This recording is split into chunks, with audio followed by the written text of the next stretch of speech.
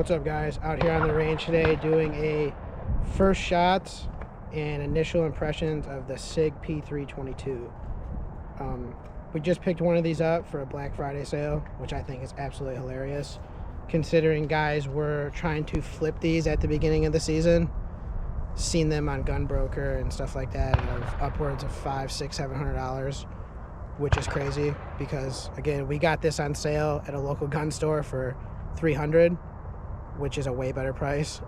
MSRP on these is I think $450, which isn't bad, but $300 is way better. Initial impressions, smooth operation. I liked that which I'll probably never use these, the safeties are pretty tactile. Those are good. Huge fan of the thumb rest on here, or at least that's what I use it for. Not necessarily a thumb rest, but a good index point. Obviously it's 22, so there's not a whole lot of recoil on this, but yeah, love that it's optics ready, even though we don't have one yet because I'm broke and I bought a whole bunch of other Black Friday deals. Should have probably grabbed an optic on Black Friday, but it is what it is, I guess. Flat trigger is nice. I don't have it on, but the suppressor adapter is cool. The only thing that I'm not a huge fan of, and I don't have big hands by any means, but the frame is a little narrow. Definitely used to my SIG competition guns that have some pretty thick palm swells on there, but not horrible. Again, this is a first shot. It's literally straight from the box to the range, so no lube, just bone dry. I mean, honestly, have low expectations for reliability on this currently, being that, as we all know, 22 ammo is already finicky enough, and it's cold out here. We're in Michigan.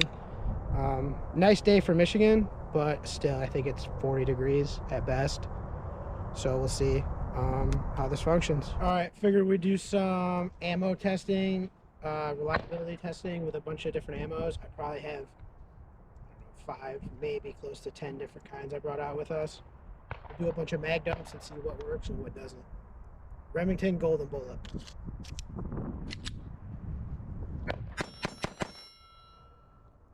Failure.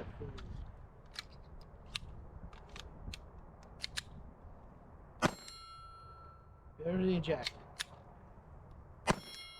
Failure to eject. Failure to fuel.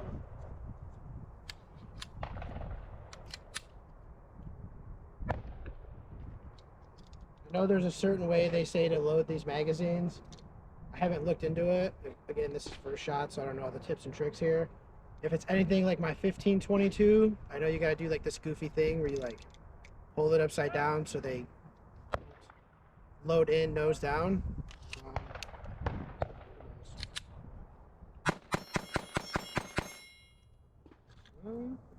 We'll have to try that again. A little flip skate. This time we got some Herders 22. Good Cabela special.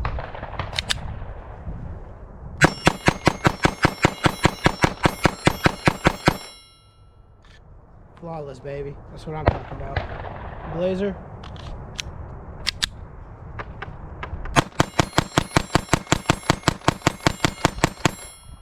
Damn, you just smoked me out, boy.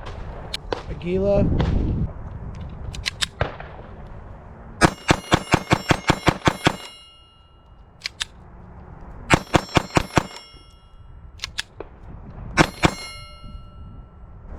Federal Auto Match. Walmart special, dude, on sale. Love it.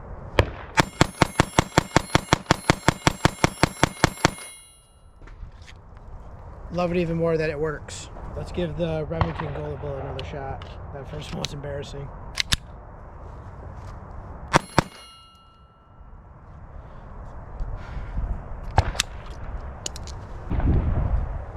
Tragic, dude.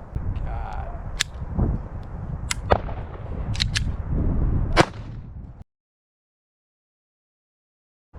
CCI AR Tactical.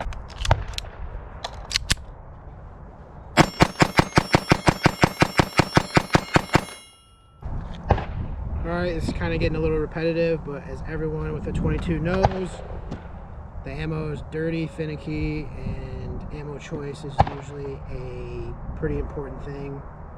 So I'll show you what we used, and this is kind of the order of how good they worked, or how well they worked. Actually switch these two. Yeah, it's the same thing, I guess. So mini mags was the best. The other CCI, the AR tactical worked pretty good. Laser worked real good. Herders surprisingly worked very well. Federal did decent. That was pretty good. I believe we might have had a couple stops in there. Same with Aguila. Aguila worked good. The only two that I probably wouldn't shoot are the Winchester white box. No surprise. Seems like all their ammo's pretty iffy. So that stuff had quite a few hiccups. Probably wouldn't run that through this gun. And then I definitely would not run the Remington Golden Bullet. That stuff was, I believe, the worst. Whole bunch of failures. Yeah, so definitely would stay away from that. Those two I would not do. Any of the CCI stuff seems to work, or again, surprisingly, you can't go wrong with the herders, it seems like. We'll have to run a bunch more mags through all of these. Again, we just did a few mag dumps, so it's not really like they could have got lucky, I guess. Who knows? But yeah, we'll run a bunch more tests, shoot a bunch more rounds with all these 5. I would say probably give up on these 2. But yeah, we'll do these 5 through it, and then give an update. Shits and giggles, accuracy testing. Take this with a grain of salt. It's not very scientific, obviously. No bag. Offhand, up front, I kind of suck at group shooting. So there's that. Also, we're on iron sights, which I also suck even more with these. When I bought my first pistol a couple years ago, I went straight to a match, shot it with iron sights, went straight home, and put a red dot on it. Also, one other thing too is you can adjust for elevation on this sight. Can't do the windage, and it seems to be shooting off to the right. So right now we're at 20. I think we're gonna shoot 20, a 12, and then a 7 yards, 5 round groups, and let's see what they look like.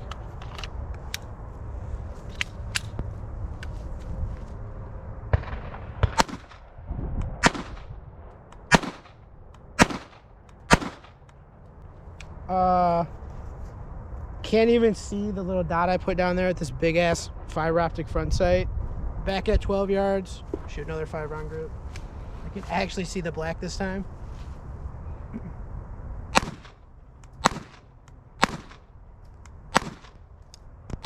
We're back at 7.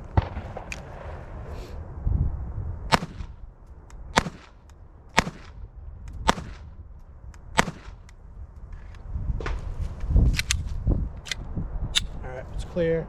Put the safety on even though we don't need it. Let's take this down here and check these out. They're not looking good, I can tell you that. Upon further review, it's not as bad as I thought. From 20, it looks like we got 1, 2, 3, 4, 5. Not horrible. From 12, we got 1, 2, 3, 4, 5.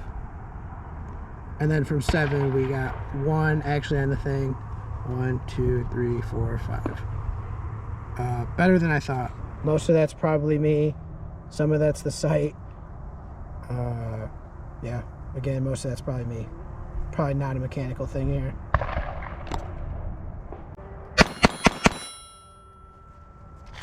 Final thoughts on 322 until we do a long-term review. It's good. I like it. Runs good, especially with the CCI mini mags, like most people were saying.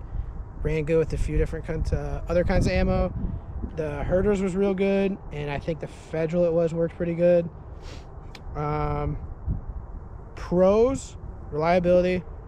Trigger's nice. Again, I like the thumb rest, just a good index point for me. Even though I'll probably never speed reload this, the semi-flared magwell is pretty cool. Speaking of that, the one con I have is the fact that the magazines are so short it's almost flush with the frame, which is kind of lame, especially when you get a failure to feed. The failure to feed like puts pressure up against the feed ramp, and then you can't strip the mag without, like, you can't strip it because you can't grab it. You know what I mean? There's nothing there to grab onto, so you kind of almost got to lock it back and then drop it. Not ideal, especially, like I said, I'm using this for Steel Challenge, so under a malfunction, to not only I'm gonna have to fully break the grip, because I'm gonna have to take the time to lock it back, then drop the mag. That's my only con, I guess. Other than that, everything's been good. Gonna put a red dot on this because I suck with iron sights, as you've seen, and they're lame, I think. Old school stuff. Gonna get a red dot on this, shoot probably, I don't know, definitely more than 1,000. I think we did, I don't know, 100, 200, maybe 250 today. So we're gonna run it, not clean it like all my other guns, and then hope it keeps running. And we'll come back when we figure all that out. Get back to you later.